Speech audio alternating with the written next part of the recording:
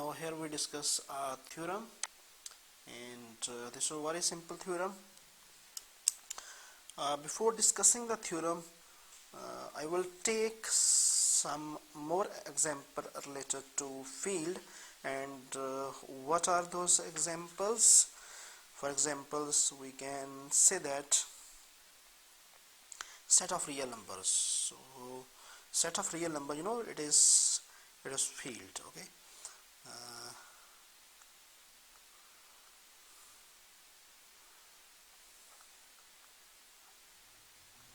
Set of real number, yes,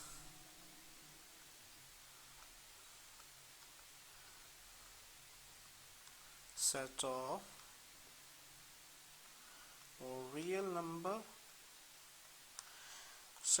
number is a field. Why? Now the question is why? Because the first property is R under addition is an abelian group,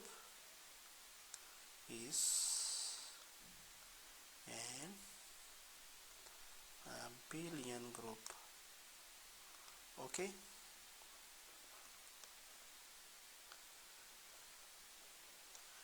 And the second property is R under multiplication is an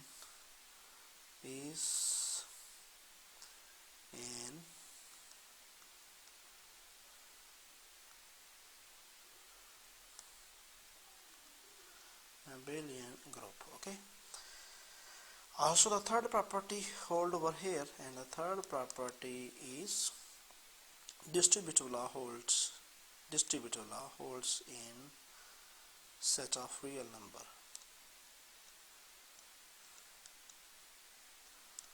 Distributive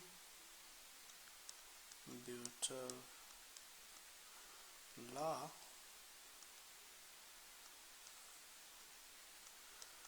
hold in set of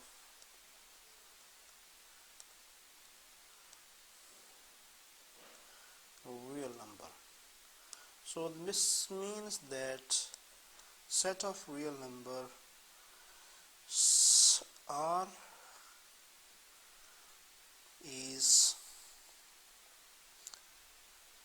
of course, it is field. Okay, implies R is field because all the properties of fields hold in R. Okay, and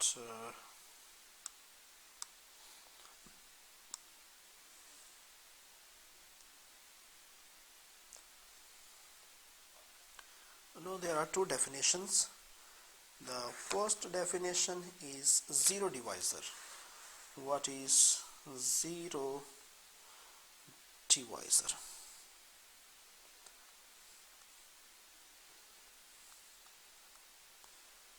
Zero divisor.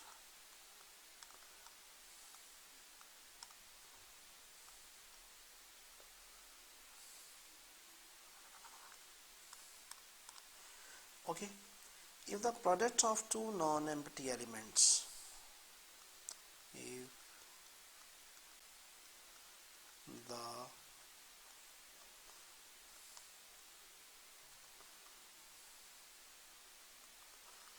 product of two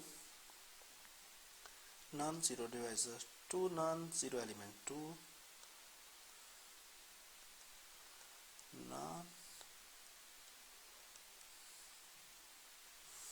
product of two non-zero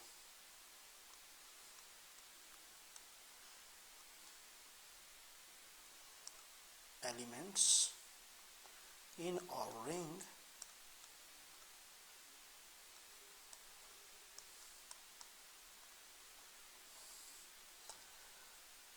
ring with is 0,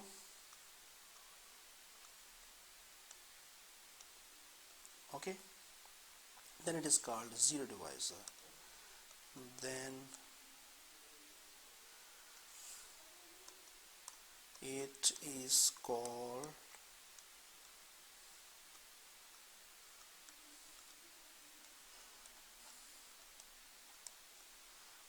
zero divisor.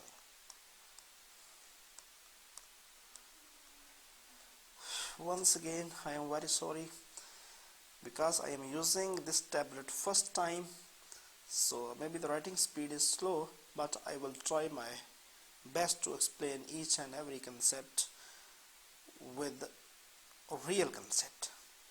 So product of two non-zero elements in a ring is 0, okay.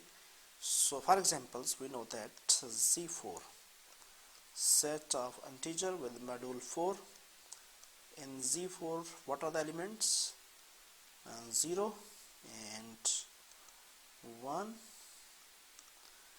and 2 and 3, okay. So these are the elements in Z4, okay.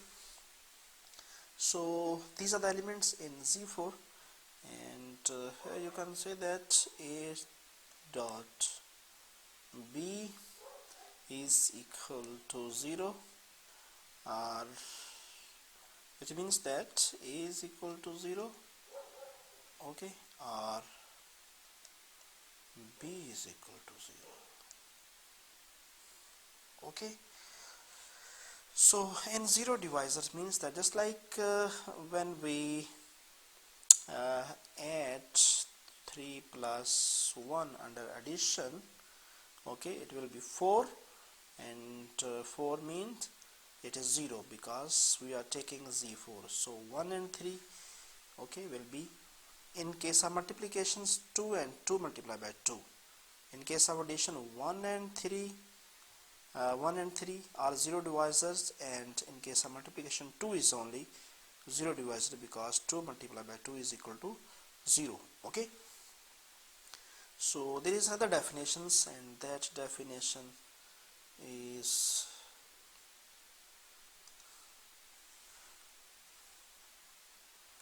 after zero divisor we will define integral domain, okay. What is integral domain? Integral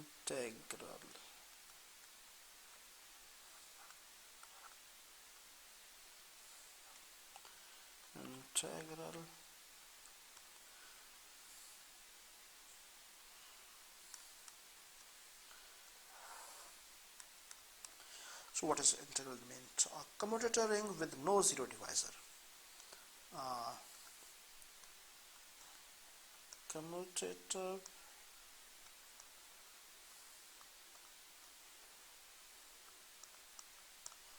Commutator ring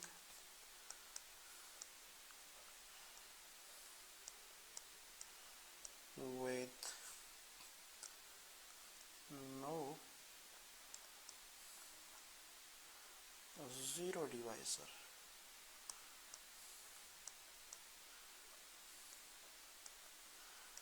is called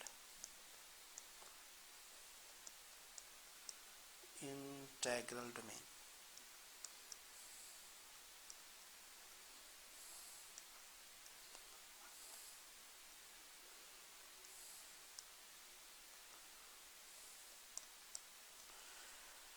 Is called an integral domain. So a commutative ring with no zero divisor, okay. So first of all, for an integral domain, we should have a commutative ring. When we talk about the integral domain, then it means that there is a ring which is given, and that ring is a commutative ring, okay, with a commutative ring with no zero divisor, okay. And if we exclude the zero divisors from the commutative ring, then it will become the integral domain, okay. Here are some theorems, and the first theorems that I will do over here.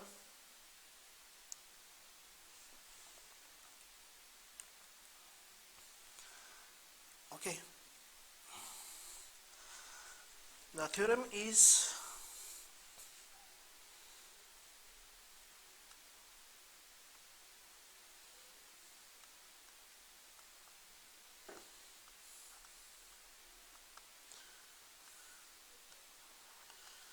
the statement of the theorem is a finite integral domain is a field.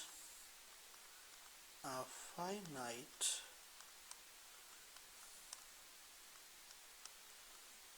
integral domain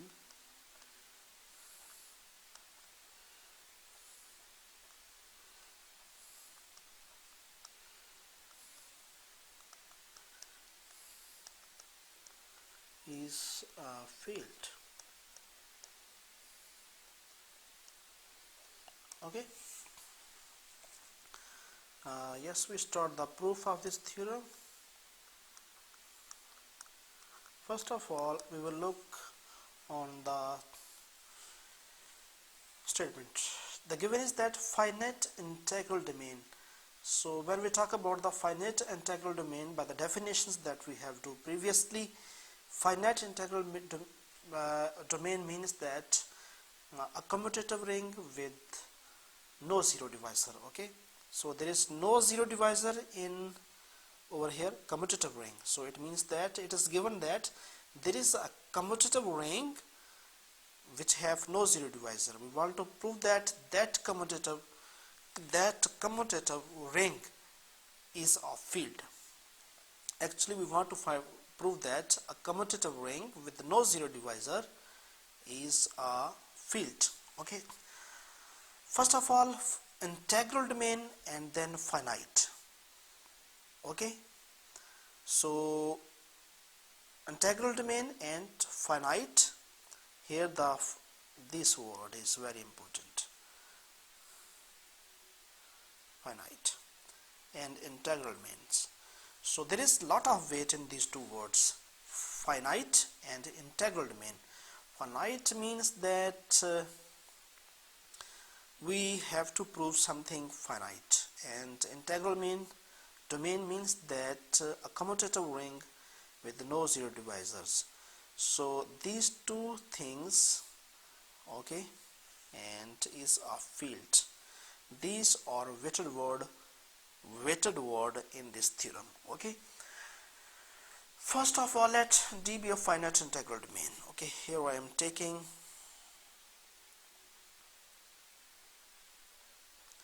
let D be a finite integral domain, be a finite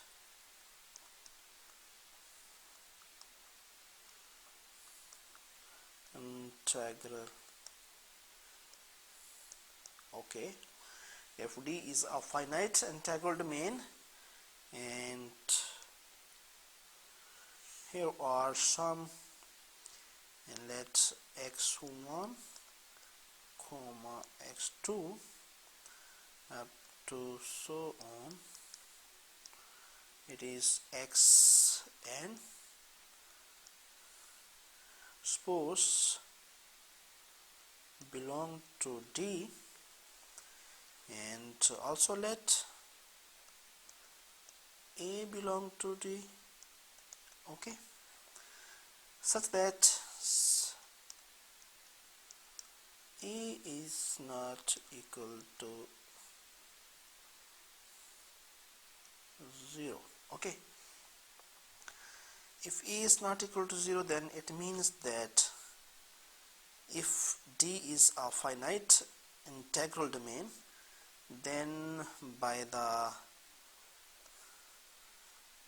commutative, by the closure property x1a and x2a, okay, all these xna, all these should belong to G by the closure property. Okay, where all these are, where all xi's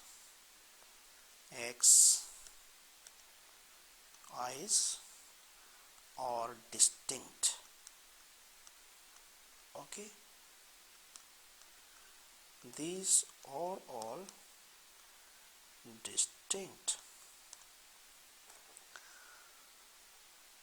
To show that all xi's are distinct, okay, we will show that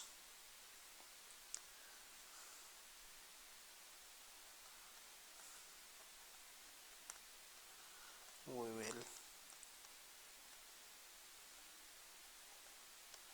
show that what xia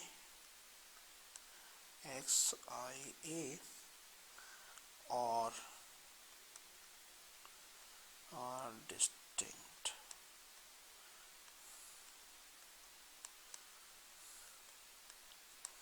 Okay, and if they are not distinct, then it means that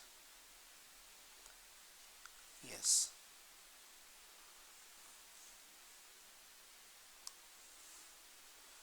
okay, we want to prove that these are all distinct. Otherwise,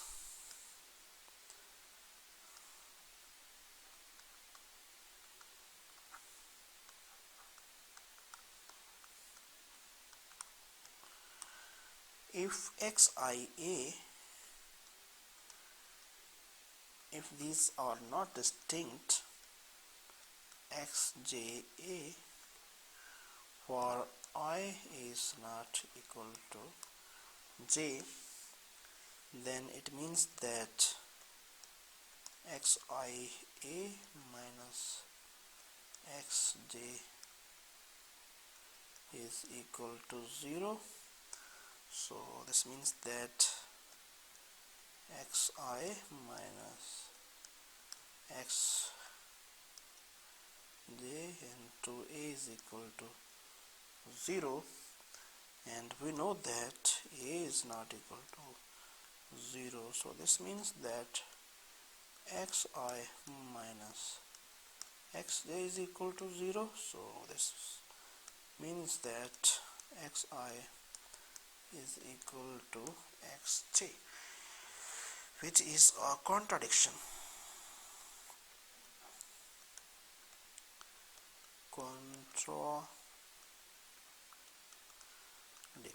Okay, so this is the contradiction, as we have said above, xi all distinct. Okay, and here what it is not distinct, but we have said before that it is distinct. Okay, so it means that all xi's are distinct. Okay, yes. Now as d is finite,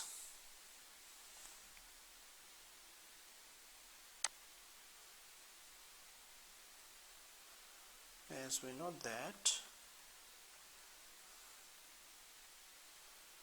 d is finite, yes,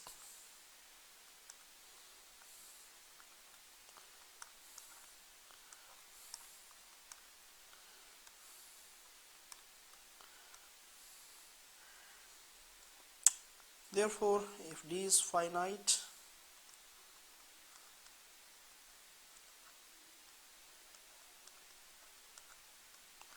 therefore d is equal to x1a and x2a, and this is equal to x and a.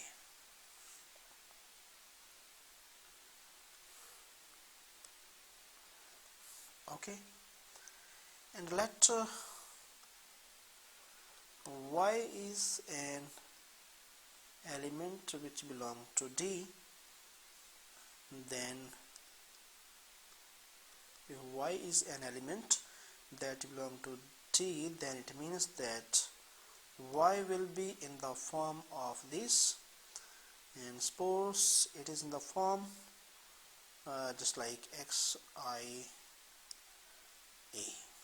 Okay, also we know that a is an element of D. We know that since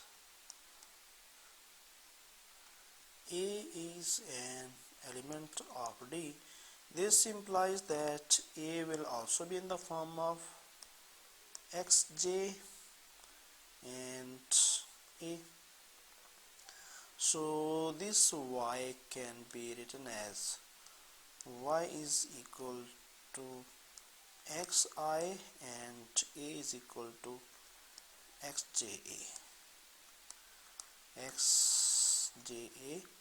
So this will be equal to just like xia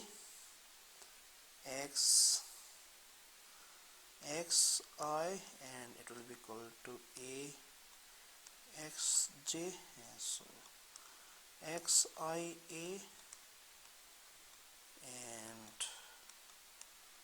xj. Okay, so and you know this is equal to y and xj.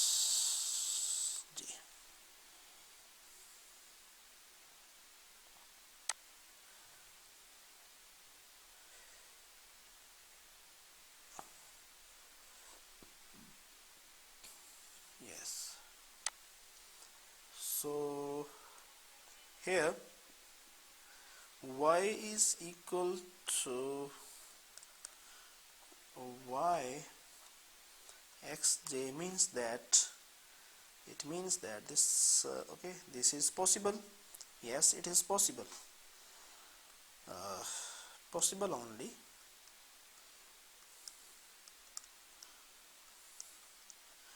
possible when okay xj should be equal to 1. Okay, so this means that xj is equal to 1 means that 1 is also belong to D, means the integral domain contain the identity is in D. D is the finite integral domain, so finite integral domain contain the identity. Okay, as we have, that means yes.